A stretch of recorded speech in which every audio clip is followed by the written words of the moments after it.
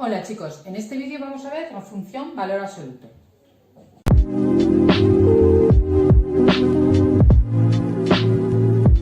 La función valor absoluto se da en primero de bachillerato y vamos a ver cómo sería. Lo primero que vamos a hacer es definir el valor absoluto o recordar lo que es el valor absoluto de un número, ¿vale? Y igual a valor absoluto de x sería una función definida a trozos, como sería igual al menos x si el número es menor que 0 y x si el número es mayor que 0. A ver, repasamos esto. Si tenemos un número menor que 0, un número negativo, ¿cuál es su valor absoluto? El valor absoluto siempre tiene que ser un número positivo, el número en positivo. Luego, si el número es negativo, lo que tenemos que hacer es calcular su opuesto, por eso ponemos el signo menos delante. Si el número es negativo, lo que tenemos que hacer para calcular su valor absoluto es calcular su opuesto, poniendo un signo menos delante. Luego nos quedará ya el valor en positivo. Y si x es mayor que 0, es decir, si el número del que estamos calculando el valor absoluto es positivo, pues el valor absoluto de ese número coincide con el valor del número. El número siempre en positivo. Luego la función valor absoluto siempre son números o nos dan números positivos. Vamos a hacer aquí una pequeña tabla para que vayáis viendo la forma de hacerlo. Si queremos hacer el valor de menos 1, el valor absoluto de menos 1 es 1. El valor absoluto de menos 2 es 2, el valor absoluto de 0 es 0, el valor absoluto de 1 es 1 y el de 2 es 2, ¿vale? Esto lo hacemos sabiendo cuál es el valor absoluto del número o utilizando esta definición. Si cogemos un número menor que menos 1, pues tendremos que hacerlo con esta función que es menos 1, porque estamos en el caso de número menor que 0.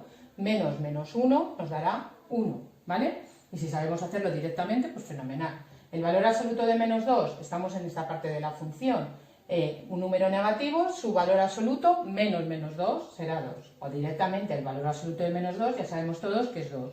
El valor absoluto de menos 1 es 1, pero es para que veáis un poco por qué se define así la función valor absoluto. Para que los números menores que 0, para calcular su valor absoluto hay que calcular su opuesto poniendo un menos delante, y los números mayores o iguales que 0, su valor absoluto coincide con ese valor, con el número. Bueno, entonces, luego, ¿cómo lo representamos? Cuando lo representamos en los ejes, pues por ejemplo, para menos 1, 1, para menos 2, 2, si tuviéramos para menos 3, así sucesivamente, tendríamos siempre valores positivos en el eje Y, ¿vale? Para valores X negativos, valores siempre positivos de la Y. Y los valores positivos de la X, pues también siempre me dan valores positivos de la Y. Luego la función valor absoluto va a ser de esa forma. Todos los valores de la Y están por encima del 0. Todos los valores de la Y son positivos en la función valor absoluto, ¿vale? No puede haber nada por debajo del 0 de la Y. Bueno, pues eso sería la representación de la función valor absoluto de X.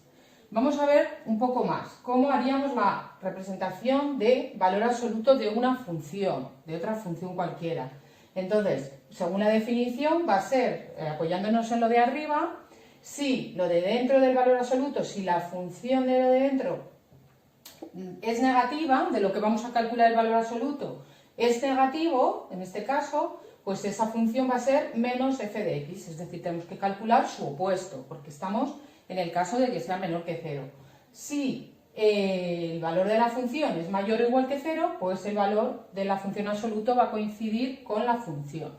Repito un poco. Si el valor de la función es menor que 0, pues tenemos que calcular su opuesto. Es decir, en la función valor absoluto va a coincidir con el opuesto de f de x. Y si la función es positiva, pues va a coincidir el valor absoluto con la función.